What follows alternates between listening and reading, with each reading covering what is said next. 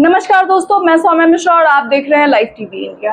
कल से supreme court पूर्ण रूप से खुल गया है, जिसके बाद से कई महत्वपूर्ण मुद्दों पर सुनवाई शुरू हो गई है और इन कई महत्वपूर्ण मुद्दों में अब आने वाले दिनों में कोर्ट में चर्चा होगी, सुनवाई होगी और इन्हीं में से एक महत्वपूर्ण मुद्दों पर सुनवाई का अब सुप्रीम कोर्ट और सीजेआई ने मन बना लिया है। वो महत्वपूर्ण मुद्दा कौन सा है, हम आपको आगे बताते हैं। कल आपको याद होगा, अतीक अहमद और मणिपुर के मुद्दे पर सुनवाई का सिलसिला जारी हो गया था। शुरुआत इन्हीं दो मेन मुद्दों से की गई थी और अब उसमें आर्टिकल 370 को जोड़ने की तैयारी हो चुकी है। क्योंकि आर्टिकल 370 के विरोध में दायर याचिकाओं पर अब सुप्रीम कोर्ट ने फिर से सुनवाई का मन बना लिया है और इसी के मद्देनजर अब सीजेआई डीवाई चंद्रचूड़ ने इसके लिए एक नई संवैधानिक बेंच का गठन भी किया है।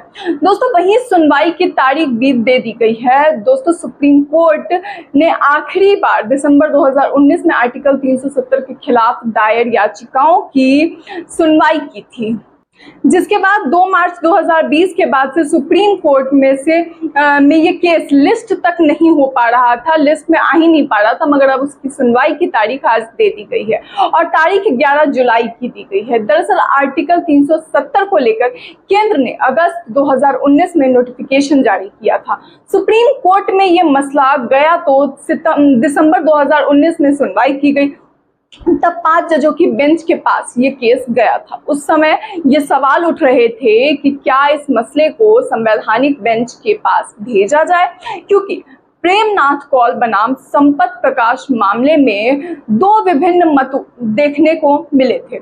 आखिरी बार ये केस 2 मार्च 2020 को लिस्ट हुआ था। तब फैसला हुआ था कि इस मामले को बड़ी बेंच के पास भेजने का कोई तुक ही नहीं है। फिलहाल जो बेंच 11 जुलाई को मामले की सुनवाई करेगी, उसमें सीजेआई के अलावा justice Sanjay Kishan Kaul, justice Sanjiv Khanna, justice BR Gavai, justice Suryakant शामिल है। 2 मार्च 2020 के बाद इस मामले का सुप्रीम कोर्ट में कई दफा जिक्र हुआ, लेकिन इसे लिस्ट करने को लेकर कभी कोई पुख्ता बात सामने नहीं आई। NV रमना सीजेआई थे उस दौरान जब इस पर चर्चा चल रही थी, तो उन्होंने इस केस को लिस्ट कराने के मामले में कभी कोई ठोस जवाब नहीं दिया। UU ललित के सीजेआई रहते दिसंबर 2022 में 370 से जुड़ी याचिकाओं को लिस्ट कराने की सहमति बनी थी, लेकिन सुनवाई नहीं हो सकी। उनके रिटायर होने के बाद सीजेआई चंद्रचूड़ के सामने 2 बार इस केस का जिक्र हुआ, लेकिन कोई फैसला नहीं हो सका।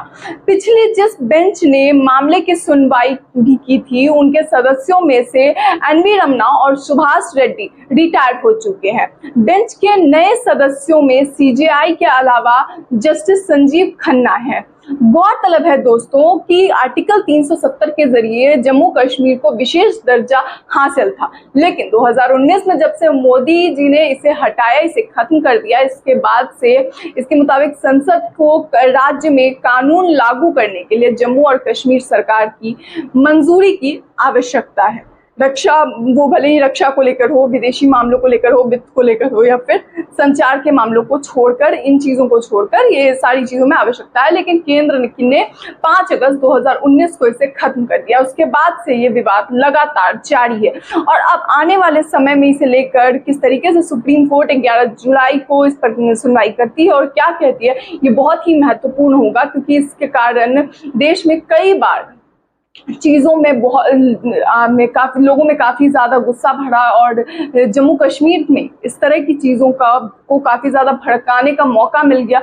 जम्मू कश्मीर में 370 हटने के बावजूद कितनी ज़्यादा मामले सामने आए हैं, भड़काऊ मामले, और उसके बावजूद इसे लेकर सरकार अभी तक कुछ नहीं कर पाई है। तो अब आने वाले समय में काफ़ी गौरतलब होता है कि आखिर सुनवाई में क्या आता है। इसे लेकर आपकी क्या राय है, अपनी राय कमेंट बॉक्स में ज़रूर बताएं। इस वीडियो में इतना ही, तब तक के लिए नमस्कार।